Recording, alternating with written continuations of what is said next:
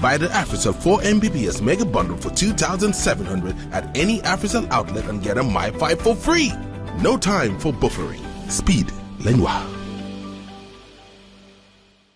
Walk into any AfriCell outlet today and buy your very own AfriCell 3G smartphone for $2,000, and on top of that, receive 15 gigabyte of internet data valid for 1 month, all for free. Looks like a free phone to me.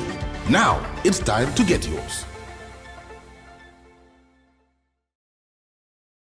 Walk into any AfriCell outlet today and buy AfriCell's durable dual SIM 4G smartphone for $2,600. Comes with 2 SIM slots, a memory card slot, camera, FM radio, and to top it all off, 25 gigabytes of data for free. Valid for 1 month. Remember, at AfriCell, we cater for all. Your door to the future. Walk into any AfriCell outlet and purchase the AfriCell 5 Mbps Mega Bundles for $3,300 and receive a CPE router for free. You open a car? Man dem na auto suma boste AfriCell rek.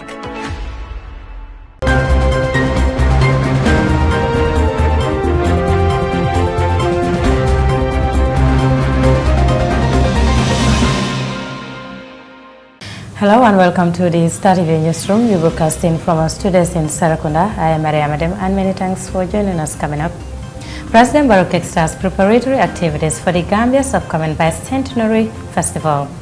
3-day training for 25 people on protocol and international conference management underway. Alcan tags Jaliba Kuyate to compose continental song for African languages promotion.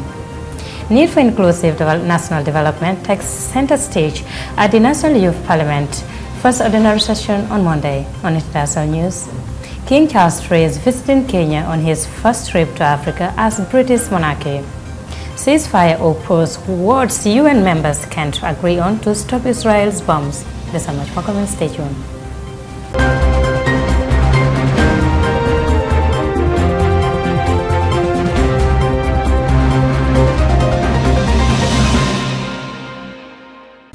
Many thanks for joining us. Let's now take a look at the news in detail. In anticipation of the highly awaited Bicentenary Festival, His Excellency President Adam Barrow took charge on Tuesday morning by leading a breakfast meeting at a local hotel in Kololi. The objective of this gathering was to officially commence the preparations and lay the foundation for a successful celebration. This significant event witnessed the presence of esteemed ministers, directors, and influential business moguls who expressed their commitment to ensuring the triumph of the festival. More in this report.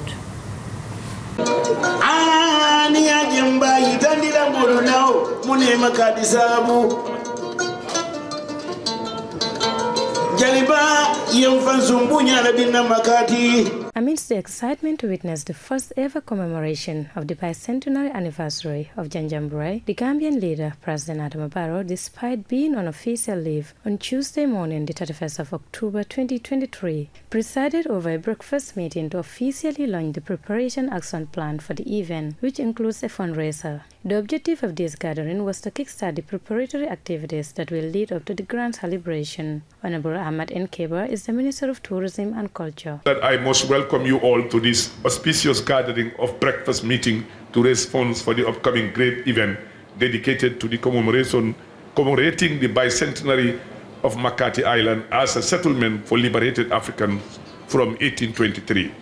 Your Excellency, my ministry is eager to put culture and history at the center of national development through the boosting of tourism, building a cohesive society and forging a strong sense of cultural pride among our citizens. This is why we wish to commemorate the bicentenary with a festival of history and culture slated for the 4th, 7th January 2024 at Janjanbureh Sierra under the theme celebrating homecoming and our heritage. It is my fervent hope that the esteemed patrons will be able to give us the support we need to ensure a successful festival. The event also serves as a crucial platform for ministers, directors, and influential business magnates to convene and demonstrate their unwavering commitment towards the resounding success of the occasion, as their collective dedication was symbolized through their pledges and determination to ensure that every facet of the festival proceeds smoothly. The President of the Republic of the Gambia, His Excellency President Adam Barrow, in his launching remarks, dilates on the importance of history and the need for its preservation. History embodies all actions and events associated with space and time. Hence, we are making history by holding this event here. Wisdom dictates, therefore, that we occasionally make reference to history as the sum of human endeavors and their consequences to inform our decisions, plans, and actions. The main objectives of these events are to revive and showcase cultural heritage, establish a robust rural tourism program, foster social unity within Gambians, and honor the 200-year historical journey of Janjanbureh. For President Adam Barrow, history and culture are inseparable as they have a telling effect on progress and development. Therefore, his government, he said, put a firm emphasis for the advancement of history and culture on its development efforts. This is challenged through policies and strategies that, among other things, we are aimed at boosting tourism, building a cohesive society, and forging a strong sense of cultural awareness and pride among Gambian citizens. It is for this reason that we have resolved to commemorate the bicentenary of the settlement of Georgetown with a festival from 4th to the 7th of January 2024 in Janjanbureh. The action plan unveiled during the meeting include an ambitious fundraiser among other initiatives as part of the comprehensive preparations for the momentous bicentenary celebration. Will be deeply appreciated and acknowledged. It will go down in the history of this country as a symbolic act of generosity and appreciation of the Gambian cultural heritage. Significantly also, your support will reflect your desire to see our dear country develop fast. I am hopeful that you will support us to ensure a successful festival. This is just the beginning. The bicentenary anniversary, scheduled for January 2024, will mark a significant milestone for the Gambia as it commemorates the 200-year history of Janjanbureh. This historic town once served as the administrative headquarters of the Central River region, and it is known for its rich culture and history. The convergence will be hosted under the theme celebrating homecoming and our heritage. The celebration also encourages active participation from the community, all ethnic and cultural groups, as it is expected to host members of the diplomatic and Council of various local and international dignitaries, all gathering to commemorate this important occasion. Maria Madam, reporting for Star TV News. Now, the Ministry of Foreign Affairs and Gambians Abroad, in partnership with the Gambia OIC Secretariat, on Tuesday commenced a 3-day training for 25 participants on protocol and international conference management. This training is in courtesy of the Government of Indonesia, and it is expected to enhance the participants' knowledge on the subject matter as the Gambia prepares for the hosting of the 15th OIC Islamic Summit. Baikor has the details. As the Gambia prepares to host the most awaited Organization for Islamic Cooperation Conference, the Minister of Foreign Affairs and Gambia OIC Secretariat are leaving no stone unturned, which sees a 3-day capacity building training for 25 personnel conducted. The training is meant to enhance their knowledge and skills in protocol management for international conference, understanding of protocol procedures and ethics, and to promote the Gambia as a destination for international conference and events. Chancellor, Indonesian Embassy Dhaka, Dian Konkurowati, highlights key elements of the training. Our head Chief of State of Protocol, Ambassador Andi Ramianto, and of course our Ambassador Didin Wahyudin, the Ambassador of the Republic of Indonesia to the Republic of Gambia with residence in Dakar, who equally wish that this program will run smoothly for the next 3 days. This training reflects a strong commitment between Gambia and Indonesia to forge even closer bilateral relations. It aims to share our experiences, best practices in organizing international conferences, as well as other protocol practices in order to enhance the development of human. As the Gambia is to host the 15th Summit of Head of States of the Organization for Islamic Conference, without doubt capacity building is needed, as it is the first time such global activity is hosted at the OIC Secretariat. Chief Executive Officer, Gambia OIC Secretariat, Yankuba Diba, outlines the importance of the capacity building program. This is the very first time that we are organizing such a very big global activity, and we can't pretend that we know everything. It is in this regard that we count on some of our colleagues and friends within the sphere of South-South cooperation, and in this case the Indonesian government, who have graciously permitted this team to come to assist in building the capacity of a critical mass of protocol officers and conference managers in the Gambia. This is very, very important because it is not only for the 15th summit. As you are all aware, once Gambia assumes this role, we'll be in the chair for the following 3 years. And there will be quite a number of meetings and issues that require excellent protocol services. So we would like to register our sincere thanks to the government of Indonesia for availing us this very, very important opportunity. And I'm happy that under the leadership of MOFA that we are able to bring all the key people who matter in this. Please do not consider yourselves as just trainees. We want this team to constitute the training of trainers, because as you can see, maximum you are under 30. Permanent Secretary, Minister of Foreign Affairs, Lang Yabo, reveals the reason for conducting such training and how the Indonesian government accept to support the cause. Held a bilateral meeting with his Indonesian counterpart, High Excellency Retno Marsudi, where she stated Indonesia's full support for the Gambia to host the summit and promised to grant the Gambia a capacity building training. As always, Indonesia has demonstrated that it continues to support the Gambia within the framework of the OIC project to produce cooperation that can benefit the people of OIC member countries. This is amply evident today as it has resulted in this protocol capacity training. Recognizing that hosting an OIC summit is a big feat, it does require a whole country approach, and for this reason, the security sector, judiciary, OIC secretariat, as well as staff from other various government institutions and the National Assembly who will assist during the summit have been carefully and meticulously selected to be part of this historic training, which I believe will be one of many more to come in the future.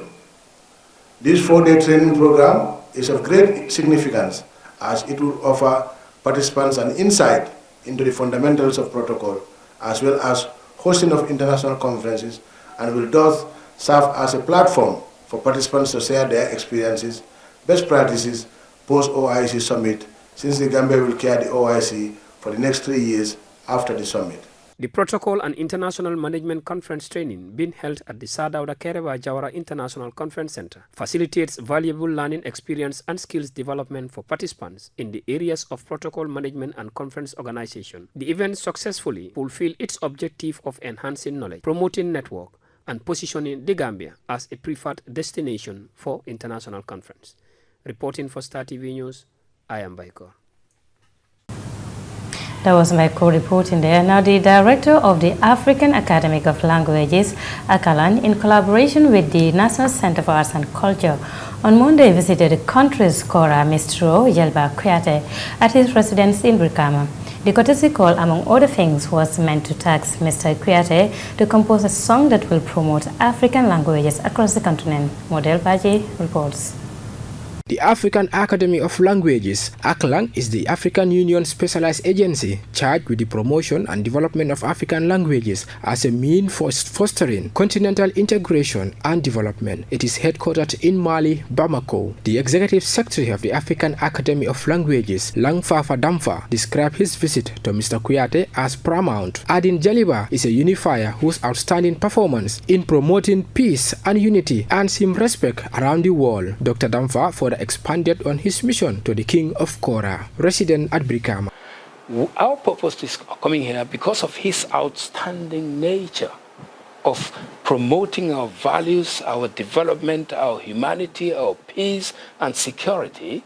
This is why we have selected him outstandingly, remarkably, out of the 56 member states of the African Union to come and relate to him, to give him this monumental task of developing a Pan-African song, composing a Pan-African song for the African Union as a factor of empowering, developing and promoting African languages as a factor of peace and unity and solidarity and integration and trade and commerce.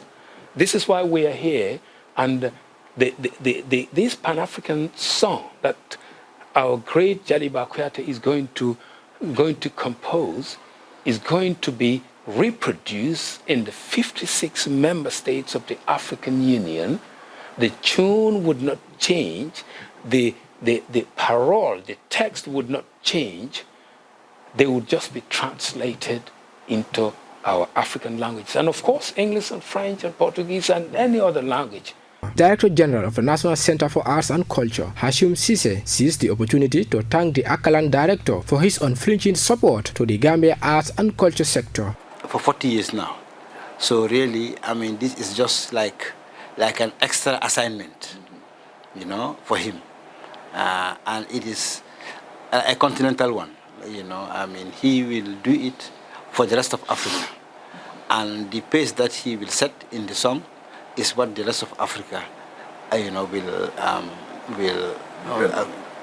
depend on. So to thank him and to thank, you know, Akalan, because for the past, 1 year, we've been working with us at the National Center for Arts and Culture to elaborate a policy on national languages. Work has started very, very well, and I'm happy that Dr. Damfa is keen to have the Gambia's process towards elaborating a national language policy to be like an exemplar, you know, for the rest of Africa. So that is why we are putting all effort in this to make sure that we make him proud and make the African Union, you know, proud. After a short consultation with the King of Kora, who had already spent years spreading his electrifying songs of unity in the country and around the world, Jaliba Kuyate described the request as an honor. I tried to bring all the tribes, all the languages, all the tribes together in my songs. Many of them, I will count up to 7 or even more than that, where I have brought all the national languages. Recently, Suruani, Madinko, Fuloni, Jolalu, Sarakule Manjaki, Sere, you know, I have done that song recently. That is bringing unity between, because some groups started to bring some tribalism in the country. So each time I always intervene and bringing tribes together, promoting our culture and then this togetherness.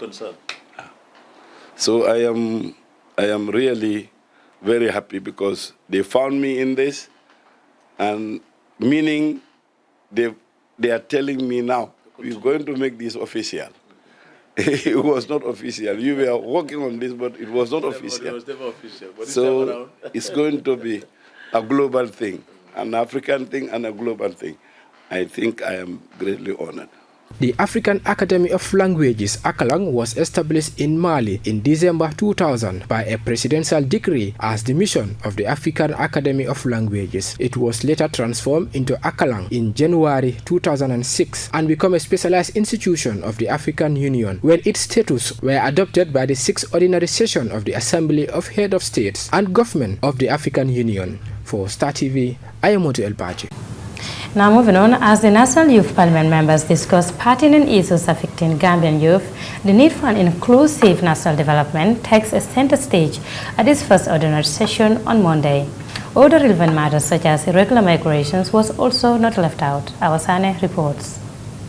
This year's first session of the National Youth Parliament aligns with the recovery focus of the National Development Plan, Sustainable Development, the Africa Youth Charter, the National Youth Policy, and all development frameworks that especially address or generally mainstream the affairs of youth. Honorable Omar Champion Cham, the National Youth Parliament Speaker, shed light on some of the topics of discussion. We are gathered here today. We are concerned that the youth of our nation are leaving our source in search of opportunities elsewhere. The big question is, why? What is driving this exodus? It is our solemn duty to find answers to these questions and to create a Gambia where our youth don't have to look beyond our borders for a brighter future. We will seek comprehensive solutions that make the Gambia an attractive and prosperous place for our youth. Ladies and gentlemen, the empowerment of women and girls is not just a cause, but it is a cause of high cadre. We believe in the equality of all and the potential of our women and girls to assume leadership roles. The strength of our nation lies in the unity, and when our women rise to their full potential, the Gambia will rise to new heights. We are committed to championing gender equality and ensuring our girls have the same opportunities and access as our boys. As Honorable Cham continues to advocate for peace and security, he also urged the government to reintroduce the draft constitution in order to grant justice to the victims who testified at the TRRC and as well prioritize youth in national development drive. The Deputy Speaker of the National Youth Parliament, Negan Job, shares some of the organization's engagement. The National Youth Parliament operates across all regions with regional clerks who assist the Secretariat in the administration of our roles. We are happy to announce that we have secured a new National Youth Parliament office to smoothen our operations and expand the work we do. This space is not only for the National Youth Parliament, but all the youth of this country. Feel free to walk in any time and use it as a resource hub to diagnose the problems affecting your communities and prefer sustainable solutions. It is important to remind you all that the National Youth Parliament belongs to every young person in this country, and we must take ownership of it and its development. Transitioning from a membership-based organization, we have created a medium by which every young person that is involved in youth work is eligible for elections conducted by the Independent Electoral Commissions. Member for Serekunda Abduba argued on the contradiction of the draft constitution by some senior parliamentarians. Today, we have moved from there, and we have in 2017 to 2021 came up with a very important tool that we have contributed as a National Youth Parliament to make sure that we are able to drive that particular agenda, which is the draft constitution, which would have been a milestone in making sure that our affairs as youth would have been a fundamental focus point that this government would have looked into to able to solve our problem. And we spent our resources, we spent our time, we spent our money, our taxpayers' money, those that are in the market, those that are in the streets, in the narcos, their money, we put it into that draft constitution, and when it came to this house, it disappears. I don't know whether it went to sleep, whether they put it in the bin, but these are things that we must talk about because it is important that we talk about it. Fatoumata Jallow, representative of Jokadu, stressed on the importance of education in youth development and other issues affecting the people of her constituency. Because there is only one senior secondary school. About 40 communities is only one senior secondary school. And that senior secondary school is not having a science lab. Don't we have the talents to also engage in science field? We have people who can venture into this science field. But how? Because they don't have access to it. They must move to the urban area. If you look at the urban area, the percentage, we have 58%. Why? Because of these social amenities are not available in our constituency level. We go to health sector. It is 0% in my constituency. And I will not be at ease if I don't mention it here. Look at the health sector. If you look at the health sector, to access these health facilities is a big problem. Because number one, we have poor roads. The roads are very bad to the extent that even to drive a motorbike there, to ride a motorbike there is a problem. Talk less of an ambulance. And they said they have provided ambulance to the communities. Are they monitoring those ambulances? No. Ghazali Kambi is the National Youth Parliament member for Brikama North. We have very good policies. We have very wonderful policies.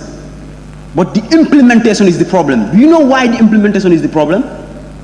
Because we do not even sponsor our own drafted things. Somebody has to come from outside to contribute, to pay for what you want to do. This person, you must understand, also has an underlying interest. The minute your interest is not in accordance with their interest, you would either have to give up your own interest and follow theirs, or you would have no money. Usually this is a problem. This is why in the Gambia, in Africa, we do things not because we want to do them, not because they are accurate, but because we have no other choice. Go to all institutions. The young people are always behind. The National Youth Parliament has a membership of 53 constituency representatives, 7 nominated women from various regions, and 2 nominated representatives from persons with disabilities, making it a total of 64 parliamentarians. For Star TV News, I am Awasane. The story brings us to a short commercial break, and when we return, the news continues. Stay tuned. Wherever you are, send money to your loved ones with MoneyGram via AfriMoney, anytime, anywhere to the Gambia.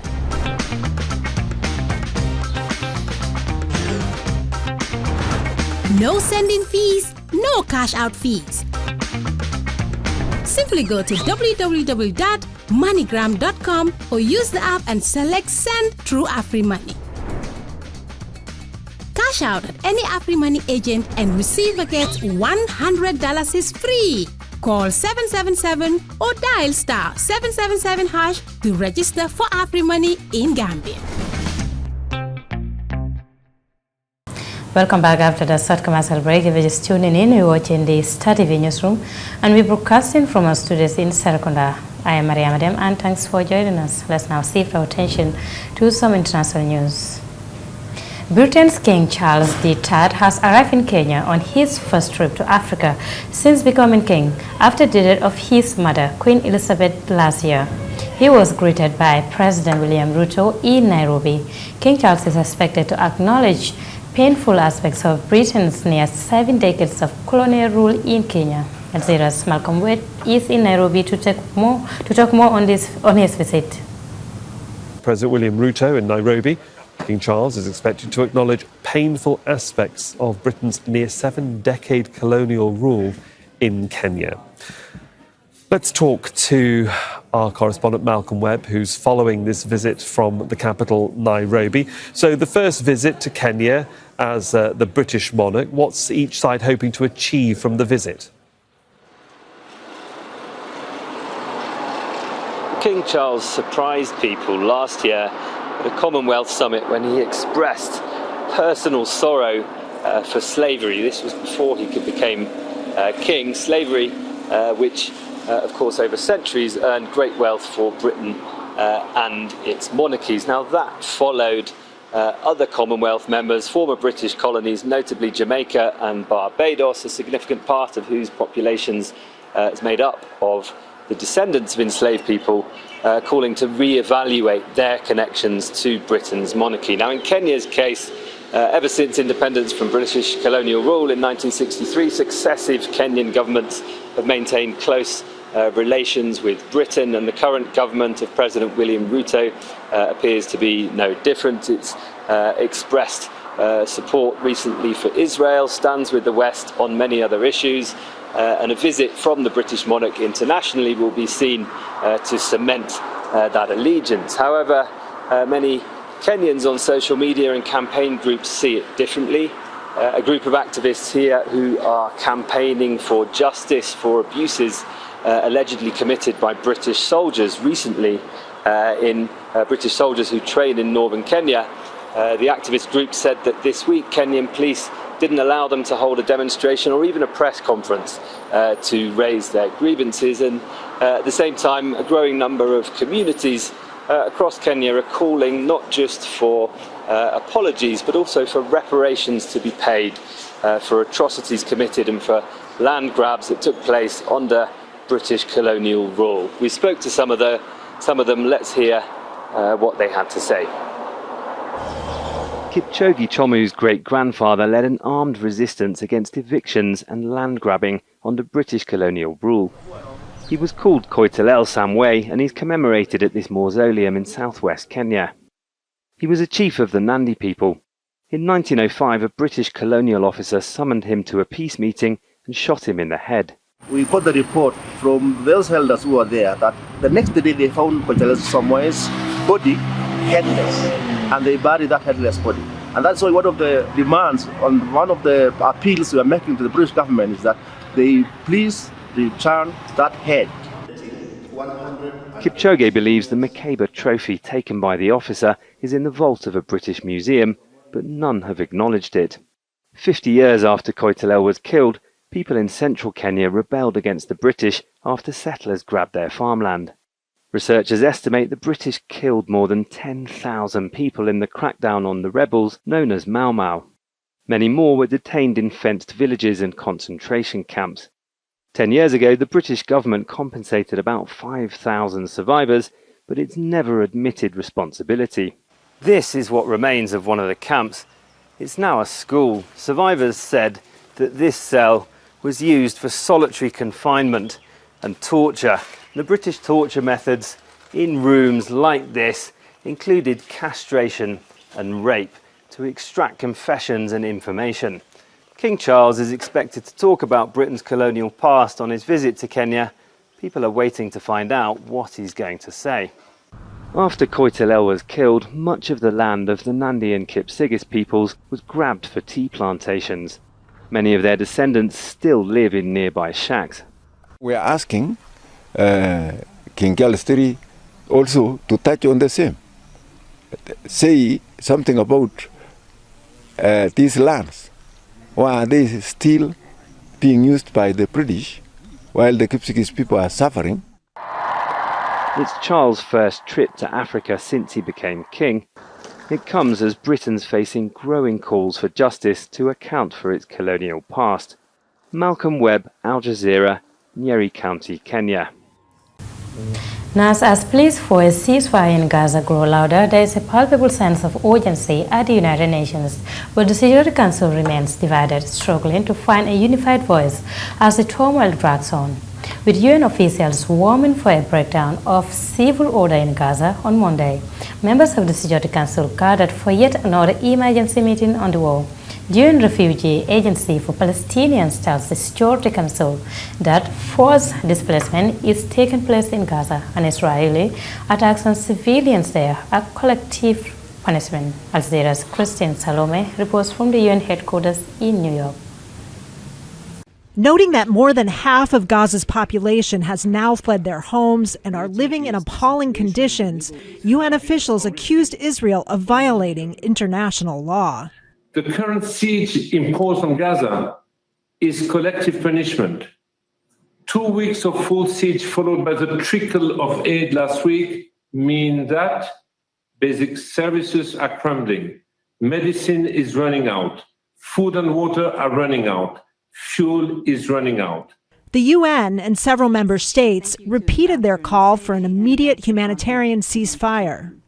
According to the Palestinian Ministry of Health, more than 8,300 Palestinians have been killed in Gaza, including over 3,400 children, with over 6,300 children injured. This means that more than 420 children are being killed or injured in Gaza every day, a number that should shake each of us to our core. Brazil and other nations warned that time was running out for civilians as the Security Council tries yet again to find wording on the conflict that can both win a majority and avoid a veto. A decision on the humanitarian aspects of the current crisis will certainly not redress the historic failure of the Security Council regarding the situation in the Middle East. It will, however, stop further human suffering now. The United States made clear what it thought has been missing from past attempts. Action moved to the General Assembly, where member states were asked to vote for a resolution that was grossly one-sided and was missing two key words, Hamas and hostage. Meanwhile, the United Nations says 64 of its aid workers have been killed in Gaza. And with 640,000 Palestinians crammed into UN schools and hospitals, they're warning of a breakdown in civil order if humanitarian needs are not soon met. Kristen Salumi, Al Jazeera, the United Nations. Now moving on, officials in the Mexican state of Guerrero says the death toll from Hurricane Otis has risen to nearly 100. Dozens of people remain missing. The Category 5 hurricane hit the resort town of Acapulco last Wednesday. Al Jazeera's Manuel Rapolo reports. Long queues of desperate people in Acapulco, Mexico. We need food and water. They brought water, but look how many of us there are. There are so many of us. More than 1,600 people have been displaced after Hurricane Otis slammed into the resort town last week. Frustrated residents expressed anger over the government response. Where is the government support? Look at the queue. They tell us that water will be delivered at 8 a.m. and we've been here since 5 a.m. We're risking being mugged. The owner of this funeral home says that with no electricity, it's become nearly impossible to provide services to the families of storm victims. As there is no electricity, we are not preparing the bodies, and we don't have permission to bury them. We have to wait 2 or 3 days. Mexico's president promises to get Acapulco back on its feet and has deployed some 18,000 members of Mexico's armed forces to assist with cleanup and restoration. The search for the missing goes on. Manuel Rapalo, Al Jazeera. Now I'm afraid the story brings us to the end of this news bulletin, but before we take a leave of you, a quick reminder of our main headlines. President Barrow kickstarts preparatory activities for the Gambia's upcoming Bicentenary Festival. 3-day training for 25 people on protocol and international conference management underway.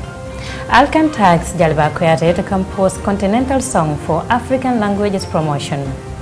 Need for inclusive national development takes center stage at the National Youth Parliament first ordinary session on Monday. On international news, King Charles III is visiting Kenya on his first trip to Africa as British monarchy.